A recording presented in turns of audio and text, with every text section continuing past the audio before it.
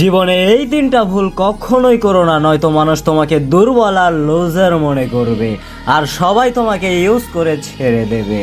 Number 3, যখনই কারোর সাথে কথা বলবে তখন তার চোখের দিকে তাকিয়ে স্ট্রং আই কন্ট্যাক্ট তৈরি করো, কারণ মনে রেখো তোমার পাওয়ার তোমার চোখে দেখা যায়। নাম্বার 2, সব জায়গাতেই হ্যাঁ বলার প্রয়োজন নেই। যেখানে তোমার ইচ্ছা নেই ওইখানে কনফিডেন্সের সাথে না বলতে শেখো, কারণ যদি মানুষ এটা বুঝতে পারে যে তুমি দুর্বল, তুমি না বলতে পারো না, তখন তারা তোমাকে তাদের ফায়দার জন্য ইউজ করবে।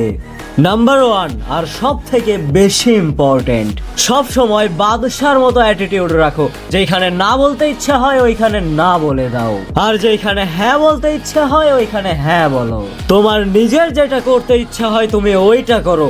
মানুষের কথায় ওঠা বসা বাদ দিয়ে নিজের ভিতরে বাদশার মতো পার্সোনালিটি বিল্ড করো, যেন কোনো মানুষ তোমার সামনে আসলে আগে তোমাকে রেসপেক্ট করে।